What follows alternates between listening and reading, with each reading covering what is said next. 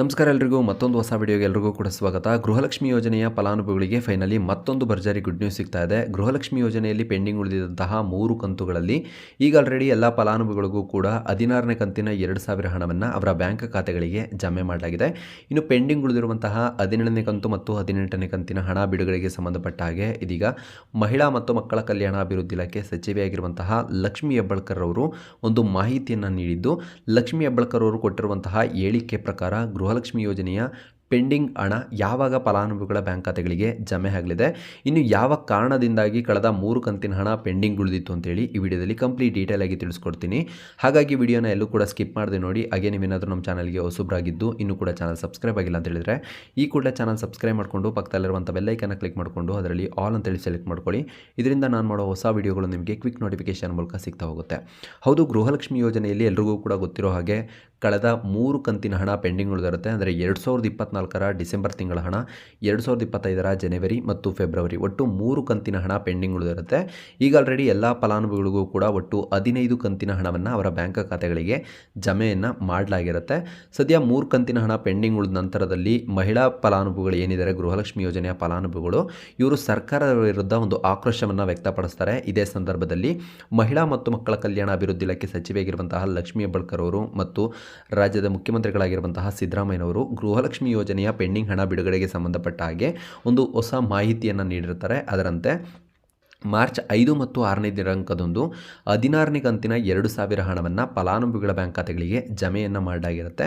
ನಂತರ ಪೆಂಡಿಂಗ್ ಉಳಿದಿರುವಂತಹ 17ನೇ ಕಂತು ಮತ್ತು 18ನೇ ಕಂತಿನ ಹಣ ಬಿಡುಗಡೆಗೆ ಇನ್ನು ಕೆಲವು ದಿನಗಳು ಮಾತ್ರ ಒಂದು ಕಾಲಾವಕಾಶ ಬೇಕಾಗುತ್ತೆ. ಇನ್ನು ಕೆಲವೇ ದಿನಗಳಲ್ಲಿ ಎಲ್ರಿಗೂ ಕೂಡ ಗೃಹಲಕ್ಷ್ಮಿ ಯೋಜನೆಯ ಕಳೆದ 3 ಕಂತಿನ ಪೆಂಡಿಂಗ್ ಹಣ ಕೂಡ ನಿಮ್ಮ ಬ್ಯಾಂಕ್ ಖಾತೆಗಳಿಗೆ ಜಮೆ ಆಗಲಿದೆ ಅಂತೇಳಿ ಮಾಹಿತಿಯನ್ನು ಕೂಡ ನೀಡಿರ್ತಾರೆ. ಅದೇ ರೀತಿ ಇದೀಗ ಗೃಹಲಕ್ಷ್ಮಿ ಯೋಜನೆಯ ಪೆಂಡಿಂಗ್ ಹಣ ಏನಿದೆ 17ನೇ ಕಂತಿನ ಹಣ, ಈ 17 ಮತ್ತು 18ನೇ ಕಂತಿನ ಒಟ್ಟು 2 ಕಂತಿನ 4,000 ಹಣವನ್ನು ಯುಗಾದಿ ಹಬ್ಬದ ವಿಶೇಷವಾಗಿ ಎಲ್ಲ ಫಲಾನುಭವಿಗಳ ಬ್ಯಾಂಕ್ ಖಾತೆಗಳಿಗೆ ಜಮೆ ಮಾಡಲಿಕ್ಕೆ ಲಕ್ಷ್ಮಿ ಹೆಬ್ಬಾಳ್ಕರ್ ಅವರು ಮುಂದಾಗಿದ್ದು, ಅಂದರೆ ಮಹಿಳಾ ಮತ್ತು ಮಕ್ಕಳ ಕಲ್ಯಾಣ ಅಭಿವೃದ್ಧಿ ಇಲಾಖೆಯಿಂದ ಮುಂದಾಗಿದ್ದು, ಈ ಗೃಹಲಕ್ಷ್ಮಿ ಯೋಜನೆಯ 17ನೇ ಕಂತಿನ ಹಣವನ್ನು ನಿನ್ನೆ ಮತ್ತು ಇಂದು 17ನೇ ಕಂತಿನ 2,000 ಹಣವನ್ನು ಫಲಾನುಭವಿಗಳ ಬ್ಯಾಂಕ್ ಖಾತೆಗಳಿಗೆ ಜಮೆ ಮಾಡಲಾಗಿದೆ. ನಿಮಗೂ ಕೂಡ 17ನೇ ಕಂತಿನ 2,000 ಹಣ ಬಂದಿದೆಯಾ ಇಲ್ವಾ ಅಂತೇಳಿ ಈಗಲೇ ಚೆಕ್ ಮಾಡ್ಕೊಳ್ಳಿ. ನಿನ್ನೆ ಮತ್ತು ಇಂದು ಗೃಹಲಕ್ಷ್ಮಿ ಯೋಜನೆಯ 17ನೇ ಕಂತಿನ 2,000 ಹಣವನ್ನು ನಿಮ್ಮ ಬ್ಯಾಂಕ್ ಖಾತೆಗಳಿಗೆ ಜಮೆ ಮಾಡಲಾಗಿದೆ.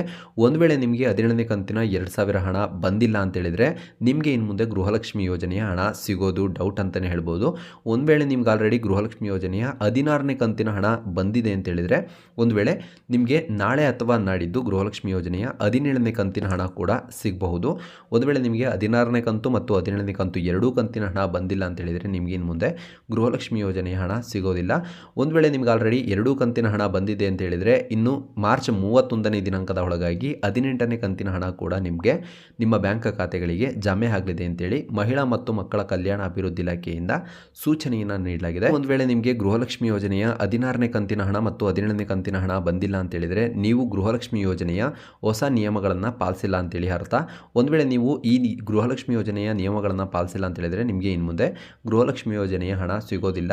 ನಿಮಗೆ ಆ ಗೃಹಲಕ್ಷ್ಮಿ ಯೋಜನೆಯ ಹೊಸ ನಿಯಮಗಳು ಯಾವುವು, ಅದನ್ನು ಹೇಗೆ ಪಾಲಿಸಬೇಕು ಅಂತೇಳಿ ನಿಮಗೆ ಡೌಟ್ ಇತ್ತು ಅಂತೇಳಿದರೆ ನಾನೀಗ ಆಲ್ರೆಡಿ ನನ್ನ ಯೂಟ್ಯೂಬ್ ಚಾನಲ್ನಲ್ಲಿ ಲಾಸ್ಟ್ ಒಂದು ವಿಡಿಯೋ ಮಾಡಿದ್ದೀನಿ. ಗೃಹಲಕ್ಷ್ಮಿ ಯೋಜನೆಯ ಹೊಸ ನಿಯಮಗಳು ಯಾವುವು, ಯಾವ ನಿಯಮಗಳನ್ನು ಪಾಲಿಸಬೇಕಾಗತ್ತೆ ನೀವು ಅಂತೇಳಿ ನಾನೀಗ ಆಲ್ರೆಡಿ ವಿಡಿಯೋನ ಮಾಡಿದ್ದೀನಿ. ಒಂದು ಬಾರಿ ನೀವು ಆ ವಿಡಿಯೋನ ಚೆಕ್ ಮಾಡ್ಕೊಳ್ಳಿ.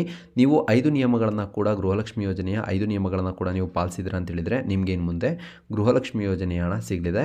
ಈಗ ಆಲ್ರೆಡಿ 16ನೇ ಕಂತಿನ ಹಣವನ್ನು ಕೂಡ ಫಲಾನುಭವಿಗಳ ಬ್ಯಾಂಕ್ ಖಾತೆಗಳಿಗೆ ಜಮೆ ಮಾಡಲಾಗಿದೆ. ಇನ್ನು 17ನೇ ಕಂತಿನ ಹಣವನ್ನು ಕೂಡ ಫಲಾನುಭವಿಗಳ ಬ್ಯಾಂಕ್ ಖಾತೆಗಳಿಗೆ ನಿನ್ನೆ ಮತ್ತು ಇಂದು ಅವರ ಬ್ಯಾಂಕ್ ಖಾತೆಗಳಿಗೆ ಹಣವನ್ನು ಜಮೆ ಮಾಡಲಾಗಿದೆ. ಇನ್ನು ಬಂದಿರುವಂತಹ ಮಾಹಿತಿ ಪ್ರಕಾರ, ಅಂದರೆ ಮಹಿಳಾ ಮತ್ತು ಮಕ್ಕಳ ಕಲ್ಯಾಣ ಅಭಿವೃದ್ಧಿ ಇಲಾಖೆಯಿಂದ ಬಂದಿರುವಂತಹ ಮಾಹಿತಿ ಪ್ರಕಾರ 70% ಮಹಿಳೆಯರಿಗೆ ಮಾತ್ರ ಗೃಹಲಕ್ಷ್ಮಿ ಯೋಜನೆ ಹಣ ಜಮೆ ಆಗಿದೆ. ಇನ್ನುಳಿದಂತೆ 30% ಮಹಿಳೆಯರಿಗೆ ಗೃಹಲಕ್ಷ್ಮಿ ಯೋಜನೆ ಹಣ ಜಮೆ ಆಗಿಲ್ಲ.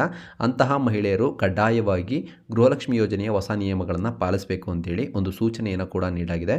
ನೀವು ಕೂಡ ಗೃಹಲಕ್ಷ್ಮಿ ಯೋಜನೆಯ ಹಣವನ್ನು ಪಡ್ಕೊಂಡಿಲ್ಲ ಅಂತೇಳಿದರೆ ಗೃಹಲಕ್ಷ್ಮಿ ಯೋಜನೆಯ ಹೊಸ ನಿಯಮಗಳನ್ನು ಪಾಲಿಸಲಿಕ್ಕೆ ನನ್ನ ಯೂಟ್ಯೂಬ್ ಚಾನಲ್ನಲ್ಲಿ ವಿಡಿಯೋ ಇರುತ್ತೆ. ಆ ವಿಡಿಯೋನ ಚೆಕ್ ಮಾಡಿಕೊಂಡು ಆ ಎಲ್ಲ ನಿಯಮಗಳನ್ನು ಪಾಲಿಸಿ ಗೃಹಲಕ್ಷ್ಮಿ ಯೋಜನೆಯನ್ನು ಪ್ರತಿ ತಿಂಗಳು ನೀವು ಪಡ್ಕೋಬೋದಾಗಿರುತ್ತೆ. ಇದೇ ರೀತಿಯ ಅಪ್ಡೇಟ್ಸ್ಗಾಗಿ ನೀವಿನ್ನು ನಮ್ಮ ಚಾನಲ್ ಸಬ್ಸ್ಕ್ರೈಬ್ ಆಗಿಲ್ಲ ಅಂತ ಹೇಳಿದರೆ ಚಾನಲ್ ಸಬ್ಸ್ಕ್ರೈಬ್ ಮಾಡ್ಕೊಳ್ಳಿ ಅಂತ ಹೇಳ್ತಾ ನಾನು ಈ ವಿಡಿಯೋ ಮುಗಿಸ್ತಾ ಇದ್ದೀನಿ. ನೆಕ್ಸ್ಟ್ ವಿಡಿಯೋದಲ್ಲಿ ಸಿಗೋಣ. Thank you. ಬಾಯ್.